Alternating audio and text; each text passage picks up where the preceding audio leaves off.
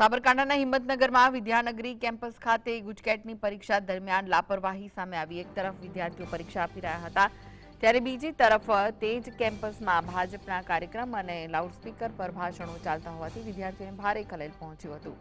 જિલ્લા કલેક્ટરના જાહેરનામાનો સરેઆમ ભંગ થતા વાલીઓએ ઉગ્ર વિરોધ નોંધાવ્યો। વાલીઓનો રોષ જોઈ ભાજપના નેતાઓએ માઇકનો અવાજ ધીમો કર્યો, ત્યાંથી વિદાય લીધી હતી। પ્રશ્ન એ ઉઠ્યો છે કે મહત્વની પરીક્ષા સેન્ટર પર આવા રાજકીય કાર્યક્રમની મંજૂરી કોણે આપી? જપવાડાનો પ્રોગ્રામ ચાલુ છે, ફૂલ લાઉડસ્પીકર ચાલુ હતું અને પ્રોગ્રામ એમનો ચાલુ હતો, જમણવાર કરવાની વાત હતી। વાલી મિત્રો અહીં બિચારા મંડપમાં બેઠેલા હતા અને એમના સ્પીકર ચાલુ હતા તો છોકરાઓનું શું, એમને ડિસ્ટર્બ થાય, અમને અંદર ત્યાં ઉભા રહેતા રહેવા દેતા કે ડિસ્ટર્બ થાય, વાલીને બહાર મોકલ્યા તો એમના પ્રોગ્રામમાં લીધે ડિસ્ટર્બ નથી થતો, એ યોગ્ય નથી, તેમને સેન્ટર જ ના આપવું જોઈએ।